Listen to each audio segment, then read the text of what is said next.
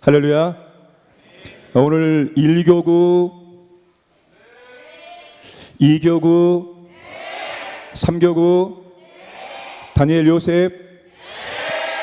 역시 청년들을 따라갈 수가 없어요. 1교구가 52명, 2교구 47명, 3교구 33명, 다니엘 요셉 51명이 참석했습니다. 1교구 심사위원 재량으로 플러스 가산 좀 있습니다.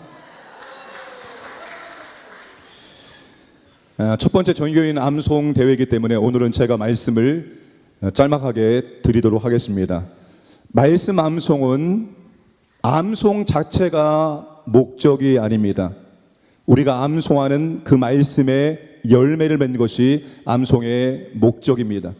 우리가 어떤 말씀 암송하든지 그 말씀의 열매를 맺어야 되는 것입니다. 우리는 이 세상에 살면서 두 가지 중요한 법칙에 적용을 받습니다. 하나는 자연법칙이고 또 하나는 영적 법칙입니다. 창세기 1장 11절 말씀은 변하지 않는 하나님의 창조 원리 자연법칙을 설명합니다. 하나님이 이르시되 땅은 풀과 씨 맺는 채소와 각기 종류대로 씨 가진 열매 맺는 나무를 내라 하시니 그대로 되어. 풀과 채소는 식물입니다. 식물과 나무의 열매는 각기 씨의 종류대로 맺게 된다는 것입니다. 사과나무에서는 무엇이 열리고, 포도나무에서는 무엇이 열리고, 가지는 가지가 열리고, 오이는 오이가 열리고, 호박은 호박이 열린다는 것입니다. 그런데 무엇이 열매를 결정할까요? 씨가 열매를 결정합니다. 호박씨를 심고 수박을 기대하면 안 되겠지요? 배추씨를 심고 호박을 기대하면 안 되겠지요? 어떤 씨를 심든지 그 씨의 열매를 거두는 것이 변할 수 없는 하나님의 창조 원리이며 하나님이 정하신 자연 법칙입니다. 창세기의 이 자연의 원리가 그대로 영적인 원리에도 적용이 된다는 것입니다. 영적인 열매도 각기 씨의 종류대로 심으면 열매가 나오게 된다는 것입니다. 왜냐하면 하나님 말씀은 씨앗이기 때문입니다. 베드로전서 1장 23절 함께 읽겠습니다. 너희가 거듭난 것은 썩어질 씨로 된 것이 아니요 썩지 아니할 씨로 된 것이니 살아있고 항상 있는 하나님의 말씀으로 되었느니라. 아멘. 하나님의 말씀을 씨앗으로 비유하고 있습니다. 우리가 거듭나고 구원받은 것은 썩지 아니할 씨로 된 것입니다. 이 씨는 살아있는 영원한 하나님의 말씀입니다. 우리가 구원을 확신할 수 있는 근거가 무엇입니까? 우리의 마음입니까? 우리가 구원을 확신할 수 있는 근거는 영원히 변하지 않는 썩지 아니하는 하나님의 말씀입니다. 이 말씀의 근거에서 우리는 구원받은 하나님의 자녀임을 확신할 수가 있는 것입니다. 예수님께서 씨 뿌리는 비유에서 비유를 설명하실 때 씨가 하나님의 말씀이라고 설명을 하십니다. 8장 11절입니다. 이 비유는 이러하니라 씨는 하나님의 말씀이요.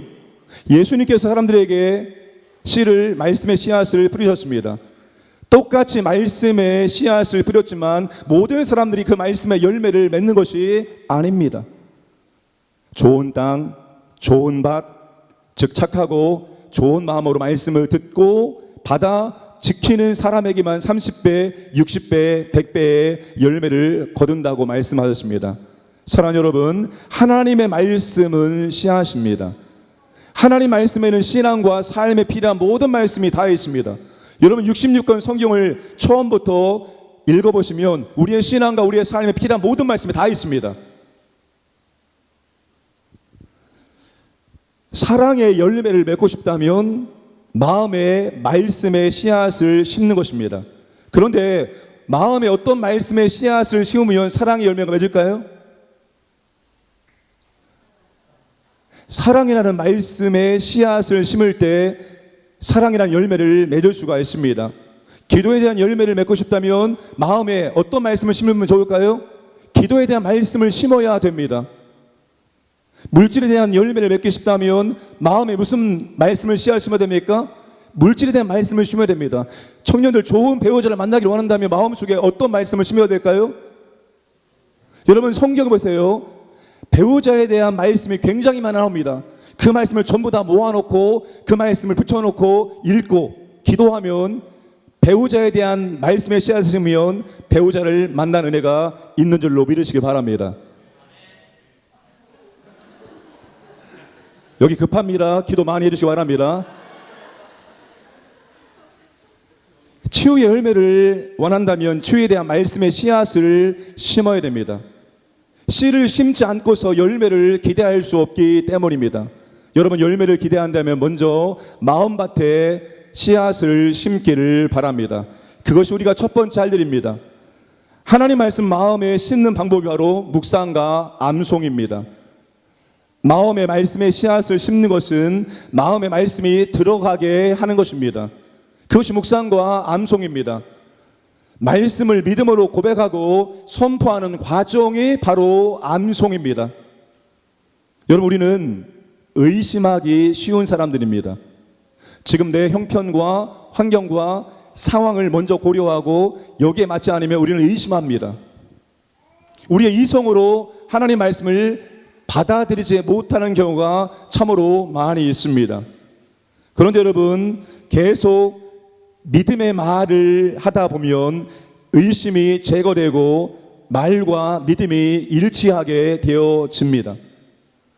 여러분 성경은 믿음의 마음의 믿음 바를 계속 선포하고 고백하고 말하는 것을 강조합니다. 성경을 보면 우리의 입에 믿음의 말씀을 담을 때 새로운 현실, 새로운 운명을 만들어내어 현재와 미래가 달라지는 것을 발견할 수 있습니다. 여러분 말씀을 믿기는 믿는데 말씀을 분명히 믿습니다. 근데 조용히 입을 닫고 그저 마음으로만 믿고 있으면 신앙생활을 성공적으로 할 수가 없습니다.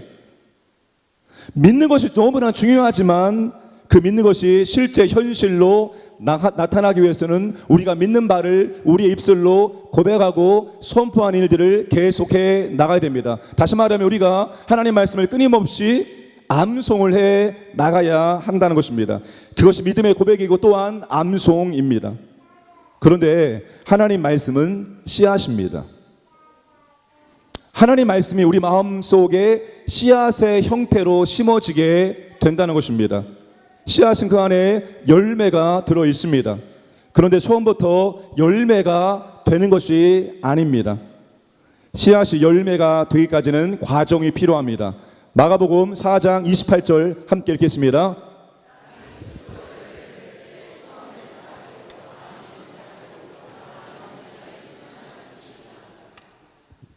씨앗을 심으면 싹이 나야 됩니다. 그리고 싹이 자라서 이삭이 맺히고 그 다음에는 이삭의 충실한 곡식이 됩니다. 여러분 씨를 심었다고 해서 당장 열매를 기대하면 안 되는 것입니다.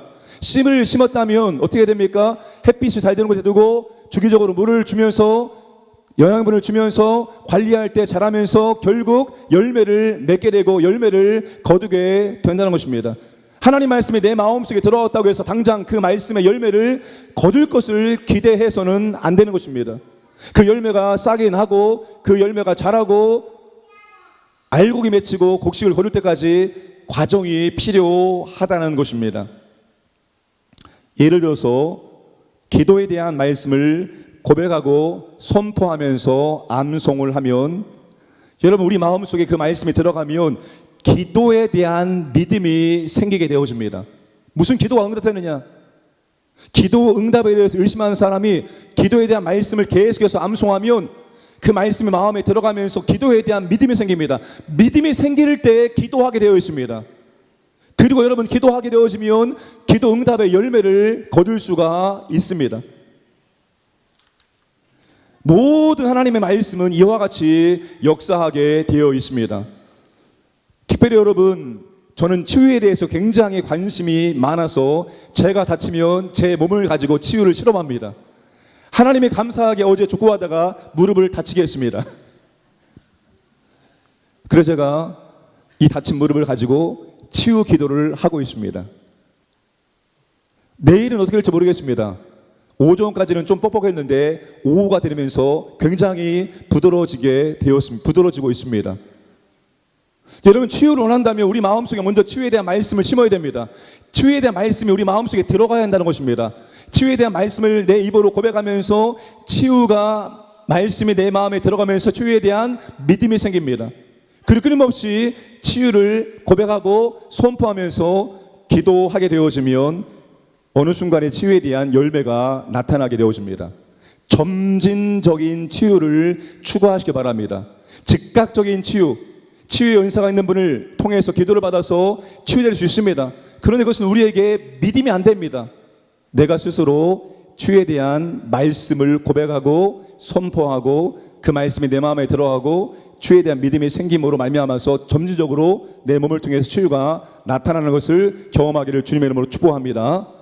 모세가 죽은 후에 두려워하고 낙담하는 여호수아에게 하나님이 놀라운 비밀을 말씀해 주십니다. 그게 바로 여호수아 1장 8절입니다. 함께 읽겠습니다. 이 율법책을 내 입에서 떠나지 말게 하며 주야로 것을 묵상하여 그 안에 기록된 대로 다 지켜 행하라. 그리하면 내 길이 평탄하게 될 것이며 내가 형통하리라. 아멘. 하나님 말씀을 주야로 묵상하며 입으로 고백하고 지켜 행할 때 형통의 길이 열린다고 말씀하십니다. 여러분, 여호수아가 이 말씀을 받은 그날부터 110세에 그가 죽을 때까지 이 말씀대로 행함으로 말미암아서 여호수아가 가나안 땅을 정복하는 일을 완수하고 마지막까지도 하나님의 은혜 가운데 승리하게 되었습니다. 그러므로 그리스도인이 신앙생활을 효과적으로 잘하기 위해서는 늘 입에다 하나님의 말씀을 달고 다녀야 합니다. 그것이 평탄하고 형통한 삶의 처방이고 비결이기 때문입니다.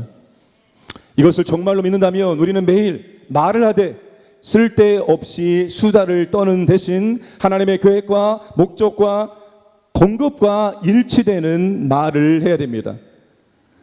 하나님의 말씀과 일치되는 말을 고백하고 선포하고 암송하면 그 말씀이 마음에 들어가고 그 말씀의 열매를 거두게 되는 날이 오게 될 것입니다.